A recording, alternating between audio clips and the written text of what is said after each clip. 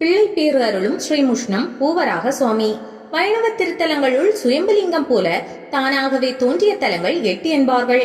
அவை திருவரங்கம், ஸ்ரீமுஷ்ணம், திருவேங்கடம், சாலகிராமம், நைமிசாரண்யம், வானவாமலை, புஷ்கரம், நாராயணம் என்று கூறுவர். இவற்றையே வடமொழியில் ஸ்வயம் வியக்த சேத்திரம் என்பர். இதில் தனி சிறப்பு வாய்ந்தது இந்த ஸ்ரீமுஷ்ணம் திருக்கோவில்.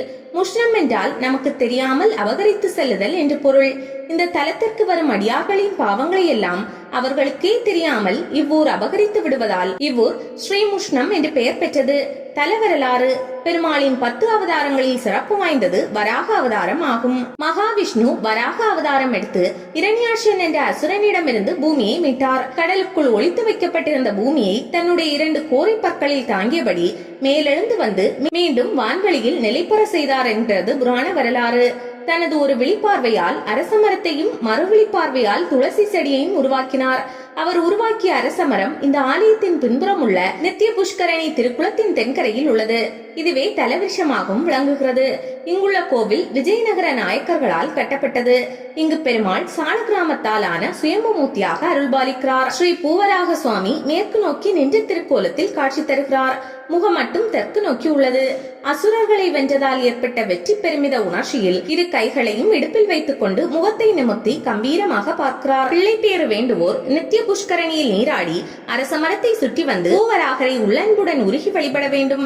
பின்னர் ஆலயத்தில் சந்தான கிருஷ்ண மூர்த்தத்தை கைகளில் வாங்கி மடியில் வைத்து வணங்கினால் குழந்தை பாக்கியம் நிச்சயம் கிடைக்கும் என்பது பக்தர்களின் நம்பிக்கையாகும்.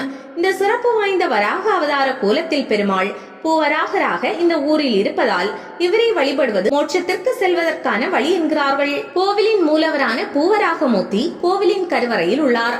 கோவில் விமானம் பாவன விமானம் ஆகும். வடபுறத்தில் உள்ள கோபுரத்தின் பக்கத்தில் குழந்தை அம்மன் ஆலயம் உள்ளது. இங்கே அம்புஜவல்லி தாயாரின் தோழிகளுக்கும் இடம் அளிக்கப்பட்டிருக்கிறது. அத்த மண்டபத்தில் உற்சவர் வராகமூர்த்தி ஸ்ரீதேவி பூதேவியருடன் மேற்கு நோக்கி காட்சி தருகிறார். உடன் ஆதிவராகமூர்த்தியும் கண்ணனும் எழுந்தருளியுள்ளனர். பெருமாள் சன்னதிக்கு வடக்கு சுற்றில் பாவை பாடிய ஆண்டாள் சன்னதியும் பரமபத வாசல் கோபுரம் அருகே மகேஸ்வரி, சாமுண்டி, வராகி போன்ற சப்தமாதர்கள் கோவிலும் உள்ளன. இவர்களை வேண்டிக் கொண்டு அருகே இருக்கும் வேப்பமரத்தடியில் குழந்தை அம்மன் சன்னதியில் விளக்கேற்றி வழிபடுவோரும் உண்டு.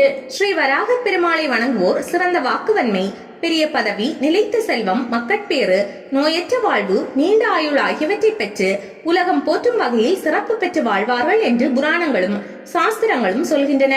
குரு, ராகு, கேது தோஷம் உள்ளவர்கள் இங்கு வந்து பெருமாளை வணங்கினால் அத்தகைய தோஷங்கள் நிவர்த்தி ஆகும். தவிர புதிய வாகனங்கள் வாங்குவோர் தங்கள் வாகனத்தை இத்தலத்திற்கு கொண்டு வந்து அர்ச்சனை செய்வது வழக்கமாக உள்ளது. இதனை வாகனம் படைத்தல் என்று கூறுகிறார்கள். தவிர விபத்துக்குள்ளான வாகனங்களை பழுது பார்த்து பின்பு இங்கு கொண்டு வந்து பூவராக பெருமாளிடம் வழிபட்ட பின்னரே ஓட்டுகின்றனர். அதனால் பூவராகர் தங்களை உடனிருந்து காப்பார் என்று நம்புகிறார்கள். கோவில் சிறப்பு: முஸ்தாசூரணம் என்பது கோரைக்கிழங்கு பிரசாதம்.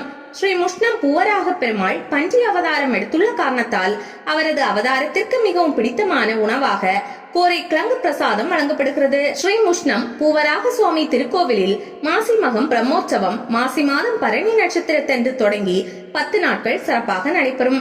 இந்த உற்சவத்தில் சமுத்திரத்திற்கு எழுந்தருளும் முன் தைக்கால் கிராம ஒரு மசூதி வழியாக பெருமாள் எழுந்தருள்வதும் மசூதி மேட்டில் மேளதாளங்களுடன் பூஜையை ஏற்றுக்கொள்வதும் நவாப்பின் அரண்மனை வரையில் எழுந்தருள்வதும் தனி சிறப்பு. சித்திரை பிரம்மோற்சவ விழாவும் சிறப்பு வாய்ந்தது. இதில் 9 நாட்கள் பெருமாள் பகல் மற்றும் இரவு நேரத்தில் வீதியுலா வந்து பக்தர்களுக்கு அருள்பாலிக்கிறார். 9வது நாள் நடைபெறும் மட்டையடி உற்சவம் விசேஷமானது.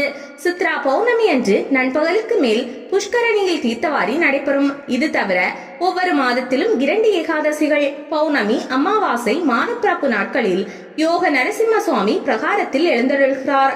அவதார தினமாகிய சித்திரை மாதம் ரேவதி நட்சத்திரத்தில் பூவராகர் எழுந்தருள்கிறார்.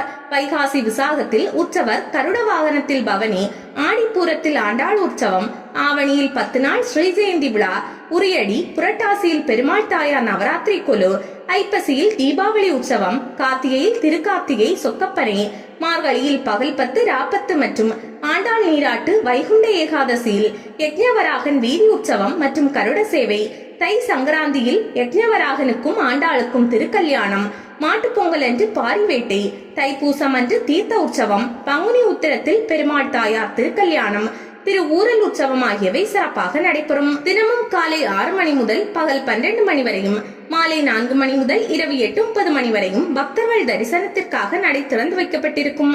அமைவிடம் விருத்தாச்சலத்திலிருந்து 24 கிலோமீட்டர் தொலைவிலும் சிதம்பரத்திலிருந்து 36 கிலோமீட்டர் தொலைவிலும் ஸ்ரீமுஷ்ணம் உள்ளது. இரு ஊர்களிலிருந்தும் ஸ்ரீமுஷ்ணத்திற்கு நகர பேருந்து வசதி உள்ளது.